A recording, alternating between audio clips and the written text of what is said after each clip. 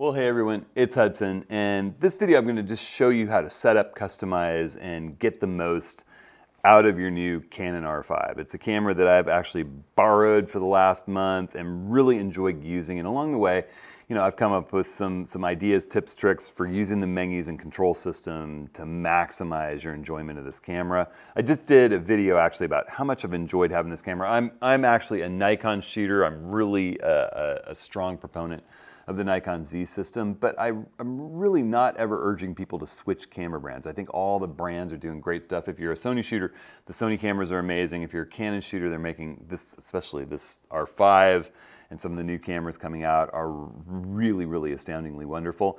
The Nikon Z mirrorless cameras, I absolutely adore and love. I just like to know how each of these systems work, particularly so that when I'm coaching people or running workshops, I know how to help them work with their particular gear. And I've got to say, this R5 really impressed me. So I'm putting a link in this video's description to the video I just did about why I love it, with a lot of image review and analysis, and talk about the results that I got with this camera and what I really love about it. Consider this video just a quick tutorial on setting the camera up to really maximize what it is that you can do with the camera. And I've got an HDMI cable running out through a switcher to my computer so that I can throw this camera's viewfinder or the back display up and show you what I'm talking about as I go.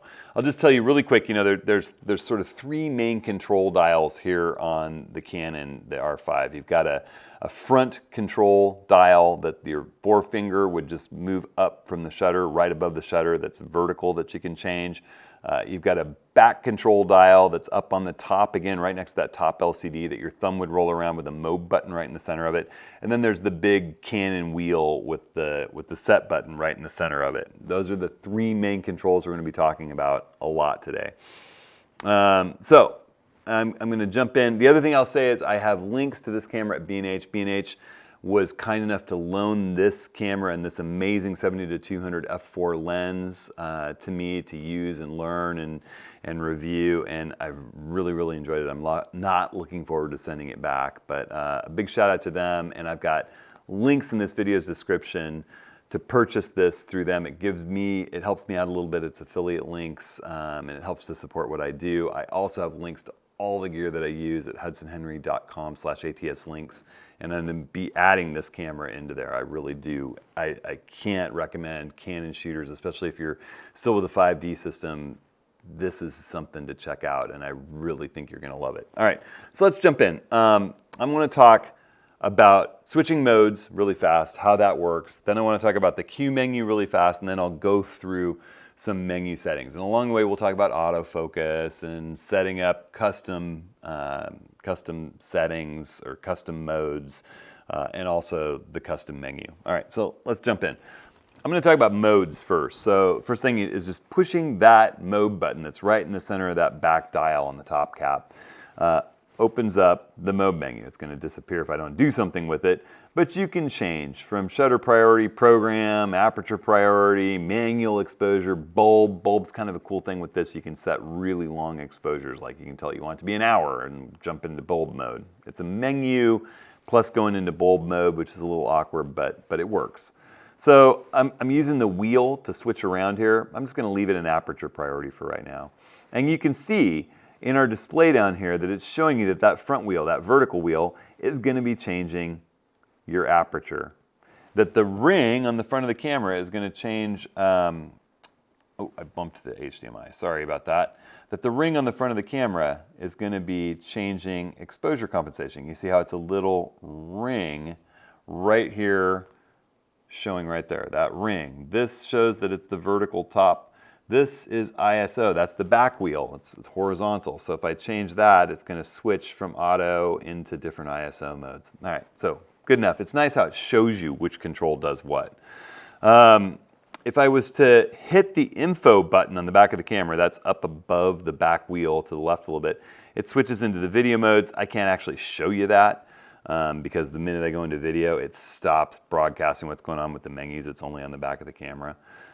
But you can choose different, the same aperture priority, shutter priority, manual. You're probably going to want manual or one of the custom settings. It also shows you here that if you were to hit the record button that's up on the top cap, sort of the top right of that top LCD, if you hit that record button, it's going to record with whatever settings you program to the custom 3 settings in the video settings. If you hit the mode button and hit info, it goes into video settings. I'll show you how to save all that stuff out when we go into the menus and talk about that. All right, so let's jump in to the quick access menu, the Q button on the back. It's right above that wheel and set button.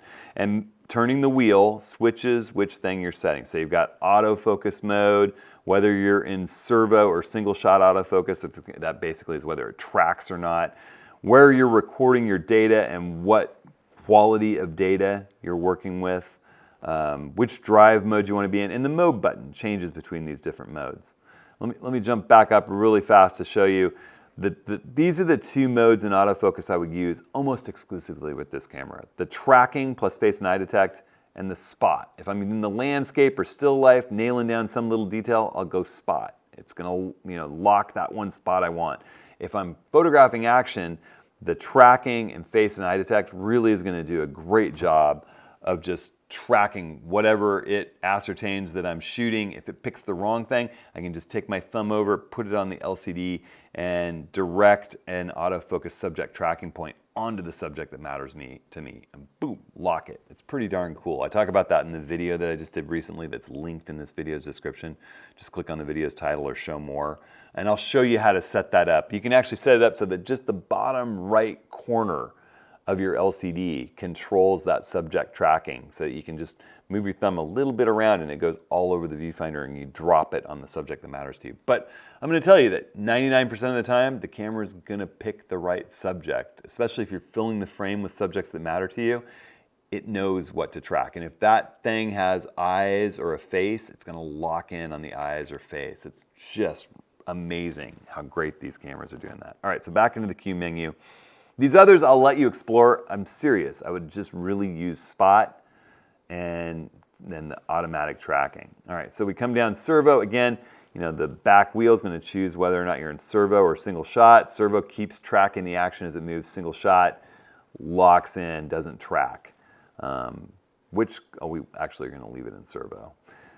Which card am I, what's the quality level? Where's it being recorded? I only have 1 card in the camera right now. This camera takes compact flash express type B cards. Those are my favorites. It also takes SD cards, not so much my favorite, but a lot of people want 2 cards. The next thing down is drive mode. You've got single shot like I have right now. You've got high speed continuous plus, which is up to 20 frames a second in silent shutter mode. You've got a little bit slower setting, a low speed continuous. You got your timer modes. Pretty cool. You've got your metering modes, whether you want evaluative metering, which is what I run 90% of the time. I almost never use partial. Occasionally I use spot. It's got center weighted average. I would just go evaluative most of the time. Anti-flicker shoot, that's just for avoiding flickering lights. Your white balance settings, I'm just in auto right now. You've got all the available white balance settings that you can run through. You can tell it, all the different ones that you're used to. Picture style, I tend to shoot RAW files, so I like the neutral setting, which gives me more of a faithful reproduction of what my RAW file is going to look like before editing, and it also gives me a better idea what the highlights and shadows really look like. So I tend to run with the neutral setting. We've got whether or not you've got this auto lighting optimizer. I haven't even played with that much, to be honest with you. Just the stock settings out of the box have been great. In RAW, I'm not sure how that affects RAW images. And I have full crop. I don't want to be cropping down on this sensor. So that's your quick setting menu. Unlike the Nikons that I'm used to, I haven't found a way to customize what's in there. I ran through the whole thing. There may be a way, but I haven't seen it yet. If there is, hit me up in the video, let me know about it. Now let's jump in, let's talk about the different menu settings and how you navigate the menu. So in navigating the menu, that back dial actually goes through each of the big major tabs. You can see I'm in the camera tab, I'm in the autofocus tab, I'm in the playback tab, I'm in the communications tab, I'm in the settings, so you get the idea. So the front dial that's up near the shutter goes through the pages within each tab. So you can jump really fast. I want to go to autofocus, right? And then the pages are that front wheel. So let's just run through the things of interest here. You know, image quality, whether or not you're cropping it. This dual pixel RAW thing is an ultra high resolution setting that I haven't even explored. I mean, this camera has plenty of resolution just normally. Exposure compensation, we left it out there a little bit, didn't we? I can run around inside these menus by moving that back wheel up and down as a left and right turn. Pushing the set button changes what you're doing there. I'm going to go to zero out that exposure compensation. We don't want that. Now this also is the place where you would go to set auto exposure bracketing settings. It's a little bit confusing. This is a menu option that I will definitely put in the starred, the custom setting menu, because you need to go into this setting to determine how many stops you want when you're doing exposure compensation between each shot, or exposure bracketing between each shot. So it's exposure compensation / auto exposure bracketing. And you can see the bottom part there is auto exposure bracketing, whether it's on or off. And it's telling you that the front wheel will adjust that. Right now, I think I have auto exposure bracketing set to just 2 shots. So when I turn that front wheel, what it's doing right now is it's saying it's going to shoot 1 frame on the meter at 0 and 1 frame 3 stops underexposed. That's something I frequently do to just make sure that I preserve highlight details in really high contrast scenes. You know, I'm gonna zero that out so we're not bracketing right now, and I'll hit set to say okay. So that's how that works. Setter's the center button in the middle of the wheel. So you've got ISO settings. I don't do the internal camera HDR. That's that lighting optimizer. There's a whole bunch of interesting stuff in here. Anti-flicker shooting. I haven't had any problem with that. I'm not really shooting under fluorescence or anything. I'm going to go to the next page here. You got your white balance settings. Pictures. I tend to shoot RAW files in Adobe RGB, a bigger color space, with that neutral picture style. I don't want any clarity, any of that stuff. I'm shooting RAW here. Long exposure noise reduction, you can turn that on, turn that off. I would put that in the custom menu as well. I'll show you how to do that in a minute.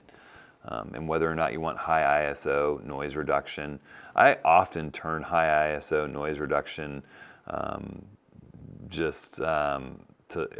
disabled, because I'd rather do it in post-production. There's multiple exposure. As I said, I don't do HDR. Focus bracketing, that's that same thing that I've got with the Nikon, where it's automated focus stacking capture.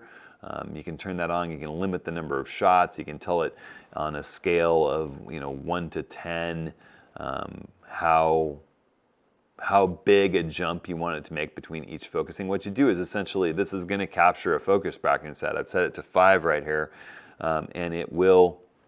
You focus on the closest thing in the scene, start this thing up, and essentially it's going to take a shot, move the focus a little bit, take a shot, move it a little bit, take a shot, move it a little bit, take a shot, and not stop until it either gets to infinity or the number of shots that you designated. It's a great way to do focus stacking automatically. I loved when Nikon brought it in. I think it's nice that Canon has done that as well. All right, so we're going to jump back out of here with the menu. And you can do all of these menu settings on the touch screen too.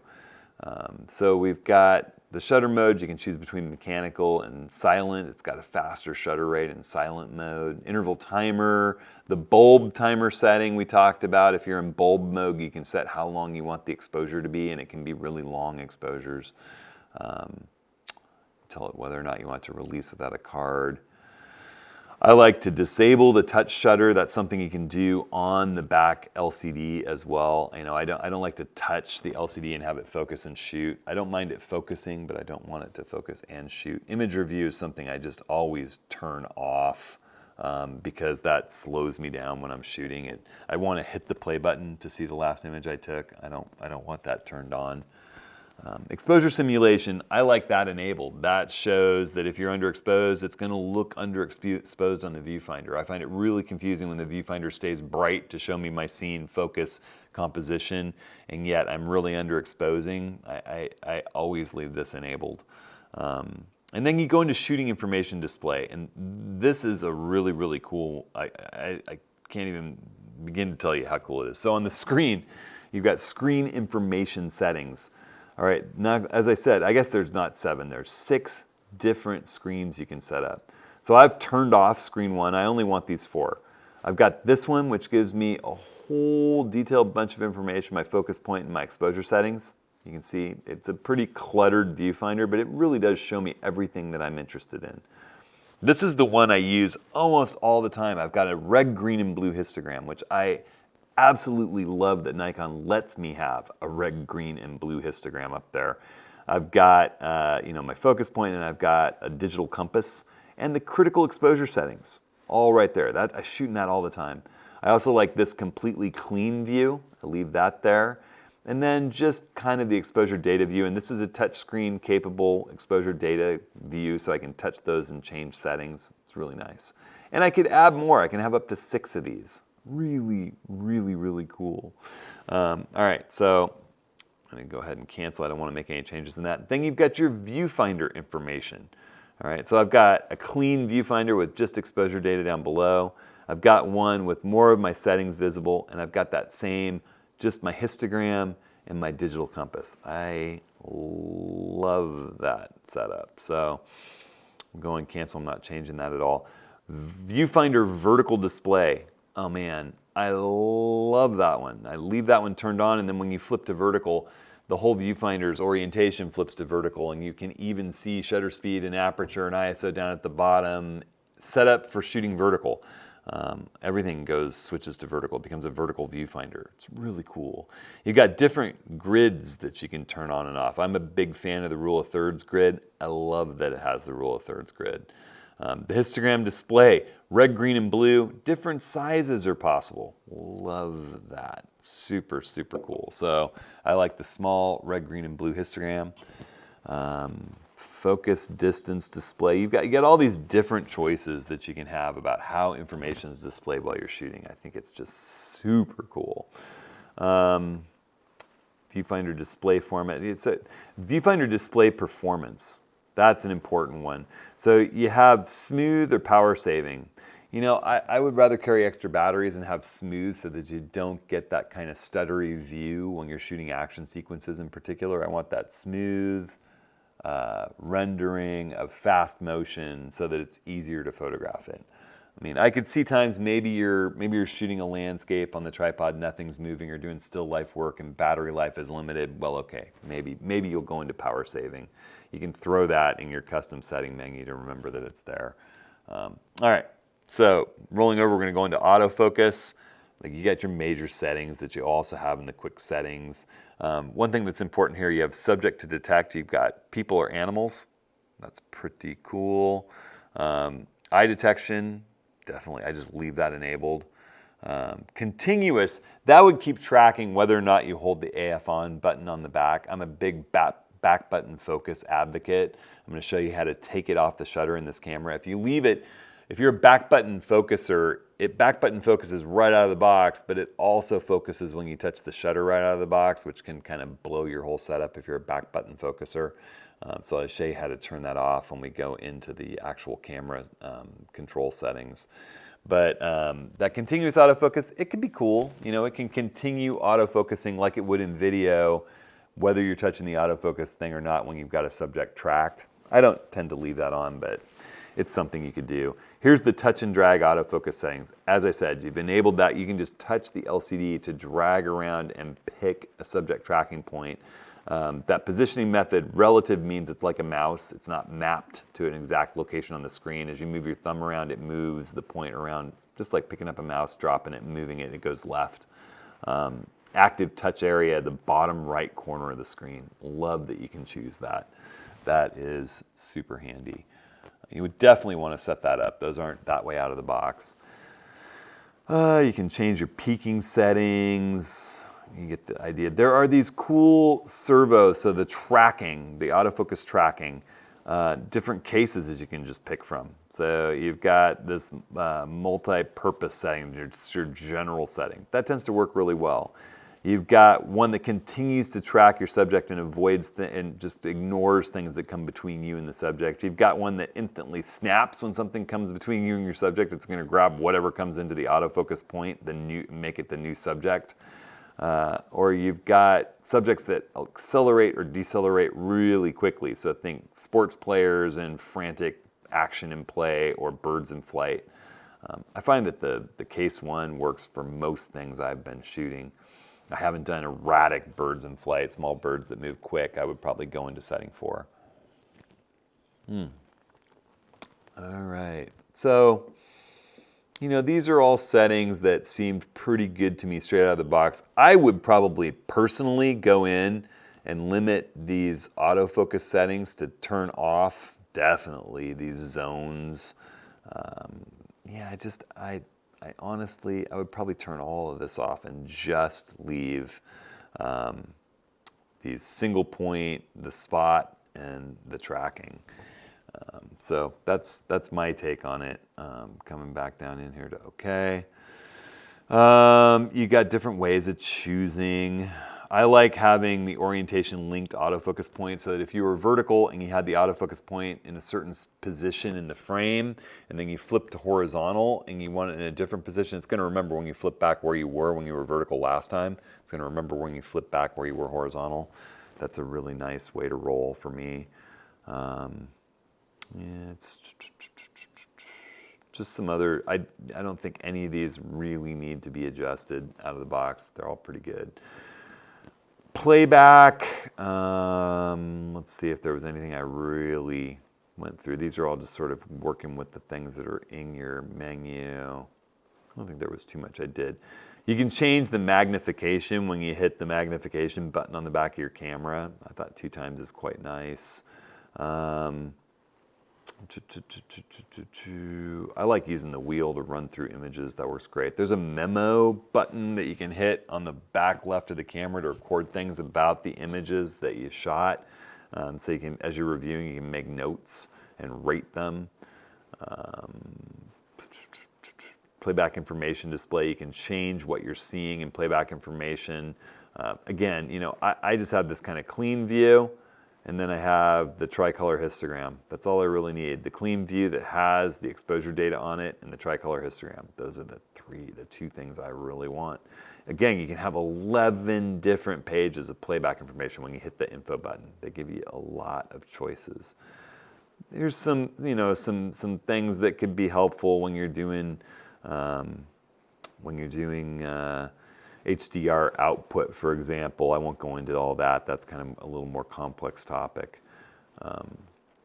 If you go into the, you can connect really easily to Canon's smartphone app and control the camera or download or even automatically download images. Really, really nice, easy. There's your airplane mode. That's all just kind of communication settings. You can format your memory card. That's definitely one to throw into the old custom menus. That star menu at the far right, we're heading toward auto rotation, all that kind of stuff. Some video settings. You get the idea. Power saving. I have the power saving turned really, really low right now, so it doesn't keep blacking out on us while we're running through the menus. Screen brightness and controls. You can magnify the user interface if you need to, if you've got bad vision problems. There's just all kinds of stuff in here. Sensor cleaning. Here's one that's kind of nice. You can choose whether or not when you shut the camera down, it leaves the shutter closed or open. And that's nice. You get to pick it yourself. There are people who swear that if you leave the shutter closed, that you're liable to damage it while you're switching lenses. There are other people who really want it closed to avoid getting as much dust on the sensor, so you can get to pick your own.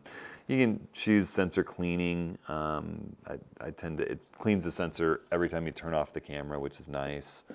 You can reset everything. You can get locking your custom shooting modes right here when you're working in when you've got the camera all set up like you want. You go in here into the wrench page 5 and you can save your settings, register them to any one of the custom settings modes. I'm going to go ahead and hit manual to cancel out of there. You can clear all your settings. Nice stuff. Let's get out of here.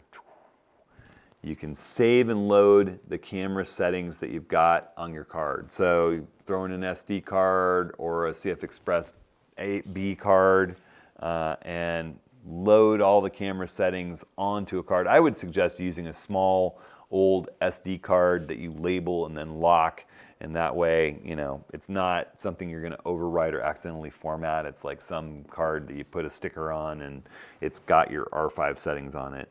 And then as you update the settings and change how you like the camera set up, you can update that, erase it, and put a new one on. So if you ever were to lose your settings somehow, you can stick that SD card in here, run over to this menu, and load from that memory card. So let's keep moving through here. Yeah, not just firmware updates and information. Here are some critical little things that I found in here. You can change your exposure level increments. It's either half a stop or a third of a stop. Same with ISO speed. Bracketing sequence, number of bracketed shots. This one's really critical. You know, if you go into bracketing, do you want 3 shots, 2 shots, 5 shots, 7 shots? You know, I tend to leave it in 2 because I often shoot 1 on the meter, 1 3 stops underexposed. In really crazy situations, I might want to go to 3. So this is definitely one of those settings that I want easy access to by putting it in the My menu. Anything else that I shifted around in here? You can set your shutter speed range or your aperture range and lock out specific shutter speeds and apertures you don't want to use. This can customize your controls significantly. So here we go. If I want, you can customize what the control ring on your camera does. You can change dial directions in case you're used to something from another camera system. Customizing buttons. All right, so this is one where literally you've got camera buttons in this left column and video or still buttons. The buttons on the camera mapped when you're actually in a still mode with your camera versus buttons on your camera that are mapped when you're in video mode over in the right column that I'm moving through now. I haven't found the need to shift many of these buttons around. I think they're really well laid out. With the exception of the shutter button. The shutter button comes stock with metering and autofocus start. I don't really want autofocus on my shutter. I'm a big advocate of back button focus. It has a back button for autofocus that's already set up and working. I find it just really throws me off if I'm focusing with the back button and I get a subject lock, and then when I hit the shutter, it wants to switch and move things around. So, you know, the shutter to me is for the shutter, not for autofocusing. So my choice here is to put it just in metering start. You can also have it be auto exposure lock. There's a button mapped to auto exposure lock out of the box that makes more sense to me. I would rather have it be just start the meter and fire the shutter. So that's where I'm at with it. I didn't really change any of these other modes in shooting or feel the need. You can customize this thing to your heart's content. You know, if you go ahead and click on one of these, I definitely wouldn't do depth of field preview. I think the depth of field preview button, that's that button down under the lens on the right. One of the only awkward buttons on this camera, I feel like. You have to kind of reach with your pinky finger or way down with your right ring finger while you're gripping the camera. And it's a really important one. Sony these days with the A1 and the A9 that I've been using, they just, when they're in stills mode, they show you whatever final aperture you have chosen. They stop down live as you're working so that you see what the image is going to look like. Nikon does that up through f5.6. Then you have to hit the depth of field preview button. Canon, it treats it like a DSLR. It stays wide open, gives you the brightest, highest quality view all the time unless you hit that depth of field preview button. And I haven't found a setting that changes that. If there's a setting that alters that, let me know in this video's comments that I missed it and how to do it. But the depth of field preview button is really important. If for some reason you did want to change it, when you click on that, you'll see there's just a whole raft of things you can run through to choose from. But again, I would leave that right where it is. I feel like the buttons are laid out pretty darn well, just straight out of the box. You can customize your dial. You can clear all your customized settings, scroll to the next page. There's a whole bunch of stuff that I didn't mess with at all, never felt the need to. You know, yeah, no, I don't see anything in there that I need to work with. Clear all the custom functions, definitely don't want to do that right now. And then you get into the My menu, the custom menu. And if you want to, you can set up different pages of this. So I have 3 pages of custom settings, not a complete 3 pages. And if I want to add a 4th, I can add this new tab, and I can go into configure those. Before I talk about what I've thrown into the My menu, you can configure it by sorting the registered items in that particular menu page, deleting items, selecting items to register, renaming the tab. But here's one thing I'll say that I think is a little bit clunky that Canon could learn from Nikon and other brands from a little bit here. When you want to select an item to register to add to the My Menu, I don't think I can in this particular one because it's full, but let's say I went into that third page that I have, the third tab, and I went to configure and select an item to register where I have a little room.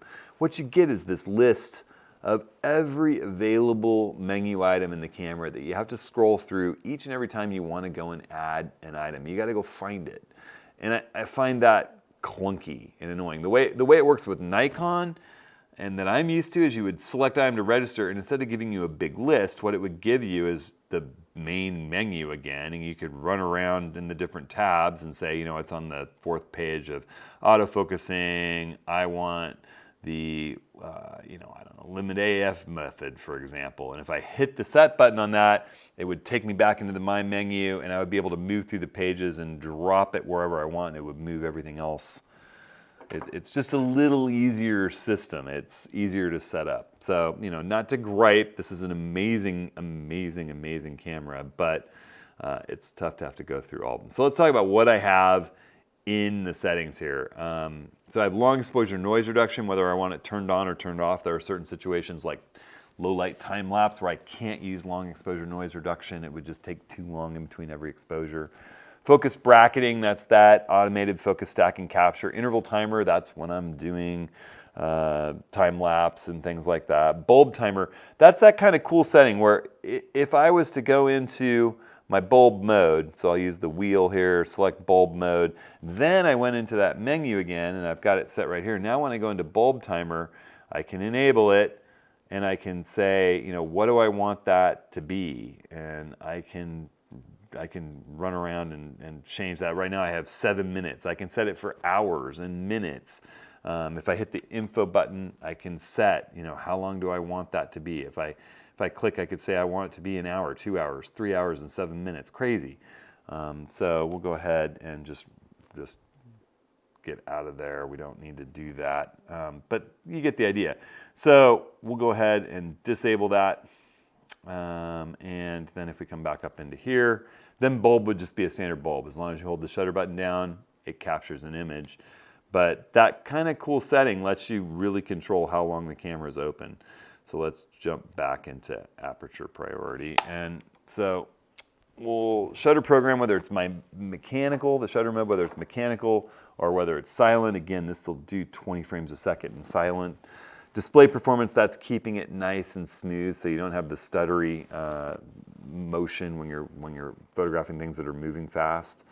And then in page 2 here, the second tab, I have my movie settings. What's the recording quality? You know, I'm not going to go into all the movie recording settings essentially. You'd have to switch into movie mode to access those settings in the menu. So when you go into the modes and hit the info button and switch into one of your video capture settings, then the menu structure changes to control the video capture settings. I think it's a little easier the way that Nikon does that too, in that it just has video capture menus and still capture menus. You can access that no matter what mode you are in the camera, and then you flip a lever and you're in video mode and it remembers right where you were in the main mode dial controls. Whichever one you're in, shutter priority, aperture priority, manual priority, doesn't matter whether you're in video or still. That makes a little more sense to me, but never mind. So you can put these movie recording settings, you can't access them unless you're in a movie mode. But once you do that, you've got recording quality, you've got these log settings for shooting 10-bit video. I won't go into those if you don't understand what 10-bit versus 8-bit video. It's just more like a RAW file versus a JPEG, a lot more latitude to edit in post-production and capture shadow and highlight detail. It's a bigger file. Zebra settings are, you know, they're going to show me where I'm blowing out highlights when I'm shooting video. I've got my eye detect enabled, disabled, tracking sensitivity for autofocus, viewfinder brightness. I like to turn that down when I'm doing Milky Way work and star work. This is that bracketing control I was talking about. So how many bracketed shots? Is it 2 when I just want to capture 1 on the meter and 1 3 stops underexposed? Is it 3? Do I want to capture 3 overexposed on the meter, 3 underexposed? I can go 5, I can go 7. I want access to that really easily. And then that control, you know, I've got it set for 2 right now.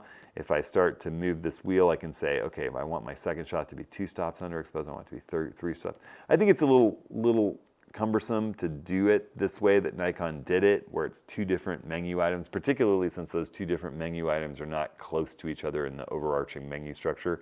I want those put together in the My Menu here. Again, this is the thing with Nikon where I just hit a button that I programmed for bracketing, and the back wheel controls how many shots I'm going to take, and the front wheel controls how far apart the exposures are. It's nice and easy right through the viewfinder without even looking up. Focus bracketing, I think I might have that in the menus twice. That's that focus stack and capture. I could get rid of that. All right, and then you could even, if you want, add another menu tab. You can just keep adding new menu tabs. You can rename them. You can sort new stuff into them. So that's essentially the setup of this camera, the things that I felt needed changing. You know, I would additionally, if I were you, run in and set up the C1, C2, C3. You can go in and save those settings from the menus where I showed you. And I tend to set those up, as I said, I like my C1 to be all set up for landscape, manual exposure, everything manual. C2 I like to be for action and sports, with subject tracking and face and eye detect, and you know, a high frame rate, everything all just kind of dialed in, so that all I have to do is hit C2, boom, I'm ready to capture action. Hit C1, set up on the tripod, start shooting landscapes. C3 is sort of situational. That's something I can set up for any, you know, if say I'm shooting an event and I want silent, you know, say I'm doing astrophotography on the trip and I want all the settings for doing astro, I can just lock those in, and all I have to do is hit mode, flip in, and boom, all my settings are there for that. So that's, you just register those in the menu. Same thing for video. You can set up your video settings, and remember that you should set your video up, if you're a video shooter, so that the C3 is the one that you want to have access to at any time. You're shooting stills, all of a sudden there's something you want to video, you hit the record button, it's going to go with the settings that were in the custom 3 video settings. So, and I would say, you know, even though I'm not going to get deep into video settings, this camera does spectacular video quality. It does a couple of astounding things. It does 120 frames per second, 4K, really high bitrate, really, really nice video for super slow motion. It does also, it'll shoot from its full 8K sensor. I don't have any need for 8K video, but it'll shoot from its full readout of the 8K and then downsample it to 4K to get you higher quality, nicer looking 4K video in either 8-bit or 10-bit. And if you use the 10-bit log, I would recommend the C-Log 3. That's just a really nice rendering the way that it does the video. It takes a little more work in post-production to work with 10-bit video. It's much bigger files, but you get wider dynamic range, better color fidelity, especially in high contrast scenes. If you've got something beautiful that's really high contrast, it's worth considering flipping into that 10-bit mode, but you're gonna have to work with it more in post-production, apply a LUT to get the look that you're after. It's not going to look great straight out of the camera. All right, so I have had a wonderful time with this camera for the last month. I'll be really happy when anybody shows up with a workshop with it, and I couldn't advocate more for those of you who are Canon users that have been thinking about dipping your toe into the mirrorless world. This camera will make you really, really happy. I don't think you'll look back to the days of shooting with the 5D. It's a solid, well-built, well-designed, well-executed camera that does everything I want it to do and does it in a way that makes a whole bunch of sense to me. Now, I've got links to this camera and this really high-quality 70-200 f4 lens. I'm quite astounded by what a great lens this is. And I did a video recently on this, on how much I enjoyed it, with a lot of images from this combo, so that's in the video's description. I also have links to buy both of these from B&H, and I want to thank B&H one more time for loaning it to me. It's been a joy. I'm not excited about putting it back in the box and sending it back. You guys have questions about it, hit me in the comments. You can always email me. I'm easy to get a hold of. Thanks so much for watching. You know, I couldn't recommend it more for those of you who are Canon shooters. Great camera.